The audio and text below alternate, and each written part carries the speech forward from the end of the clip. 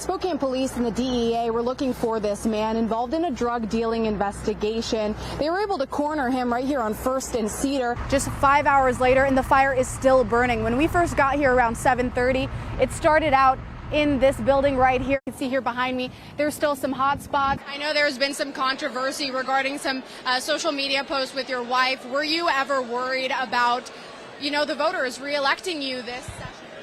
I was concerned for sure. Sean, we first learned about the potential closure of Hope House due to funding issues earlier this month. But today I learned they might not be the only ones. Recently, area shelter providers met up to talk about what they need to keep up and running in the next year to 18 months. And what they need is $5 million. Both Spokane Public Schools and Durham Bus Services were under fire last year for not picking up or dropping off kids on time. Parents obviously outraged. But school officials I talked to today say that's all changing this year. Have you seen these mobile surveillance units maybe at the Safeway off Northwest Boulevard or at the Fred Meyers off of Freya? Well, you may be seeing a lot more of them as the City Council looks into a pilot program, of course, if they can afford it. Is this a sidewalk? Is this a sidewalk? I mean, you literally cannot tell what's a sidewalk and what's not. You just have to trudge your way through. If you're checking your mailbox the next couple of weeks, don't be surprised to hear crickets. It doesn't mean your family is neglecting to send any Christmas or Hanukkah gifts. It's because USPS and many other delivery services are down workers, a lot of them. Airlines are doing a couple of deals. I know American Airlines doing $250 off for European round-trip tickets. Well, I already told you that I'm a big Halloween fanatic, so I want to be taken on the tour. I want to take our viewers on the tour. Wow, so they have zombies on literally every corner. Opening for Chris Jansen, Flo Rida, the Chainsmokers. Yeah. So in all of that, I mean, what has been the most awe-inspiring moment you've had so far? Sean, we all know Freya can get hectic during the morning and evening commutes, adding kids in the mix, and it can be a very dangerous combination for those who go to Lincoln Heights Elementary. Slow down! Right on the corner of 22nd and Freya stands Suzanne Stamper. Every morning I'm here. A crossing guard for Lincoln Heights Elementary for the last 2 years. She loves helping students get to school safely. There we go. Hold on. Wait for them. But unfortunately, it's not the kids she has to worry about. It's a school zone. Slow down. It's the drivers. I usually get cussed at, flipped off, called names in front of other children and other parents. There's one. Lots of speeders, lots of people not paying attention. Last year, there was one lady actually brushing her teeth. Time and time again, Stamper says it's the same story. Drivers ignoring the speed limit, endangering lives. Every day. Last year, I had one car come to a sliding stop right before hitting me about 2 feet from my back. It's scary. In an effort to deter unsafe driving practices, on Monday, Spokane police installed 3 new school zone safety cameras on Bernard, Regal, and Ray to monitor Ferris High School, Adams, and Roosevelt elementary schools, operating during school hours while the school beacons are flashing.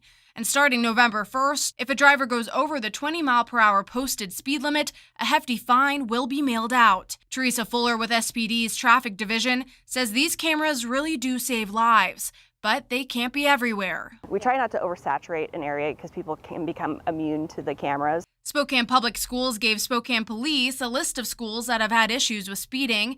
A survey was done of each school, and while Fuller says Lincoln Heights was on that list, it didn't meet the requirements. The 3 sites that we did pick were far and above any of the other schools, like well into the need for some safety cameras and much higher rates of speeders than any of the other schools that we surveyed.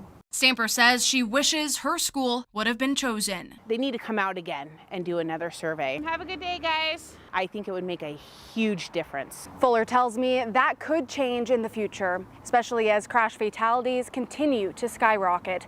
In Spokane, Tana Kelley, back to you. And you don't expect it to happen to you? On Monday, September 7th, 2020, many in Malden were rounding out Labor Day weekend. I was out of town. Lori Dickinson was out of town when she got the call. My son called me and told me that Malden was on fire. We'd lost everything. As many as 64 homes leveled in hours, perhaps none as memorable as Jim Jacobs off Main Street. And this is all that was left after the fire. A slab of concrete, the remnants of the home he bought decades ago with his wife, Joy. After the fire tore through their home, the pair lived in this RV. There was no other place to live here. The motorhome was the only other way I could have instant living. But as one tragedy struck, another quickly followed. 44 days after the fire. First their home, then their land, then Joy. This is Joy. Not wanting to move anywhere else. Why did you stay in Malden after the fire, after losing your home? Because this is Joy's home.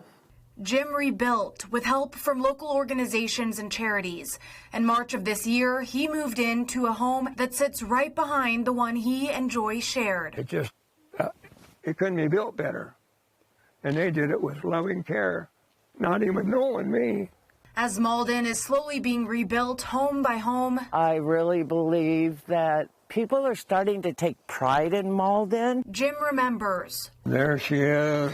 and cherishes This house represents her. all that's been lost. I have no other place I want to go. I want to try to rebuild things as close to the way she had it. Railroad workers haven't had a raise or negotiated benefits since 2019, since the last contract ended, and a new one has yet to be negotiated.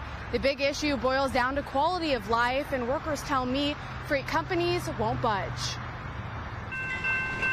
They know they have all the power. They know if they can get Congress to step in and side with them, they win.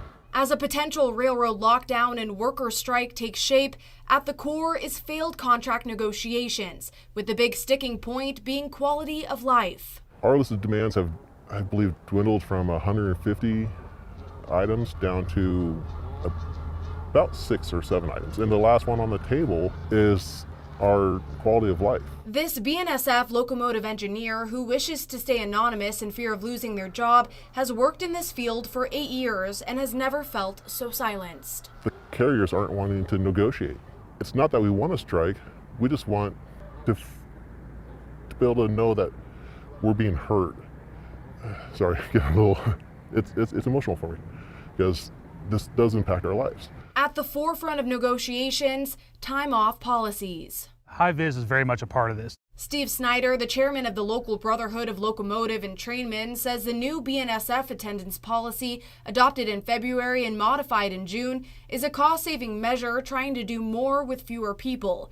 But instead, he says it punishes employees and pushes them to the brink. My mother right now is extremely very sick. I can't hardly get any time to go over and see her because I have to work my job. So it's really a choice between dealing with my mother in her last days on this earth and going out and providing for my family and maintaining a future as far as my employment. Nobody wants to go on strike. That's not good for anybody. But at the end of the day, they're not leaving us a choice. Last month, freight companies couldn't agree on a contract with the two unions, so both sides are now in their federally mandated 30-day cool-off period. But that ends on Friday, opening a door to strikes and lockouts. This Friday could definitely be a game changer. And while no movement has been made in settling on a new contract, the Biden administration is trying to step in.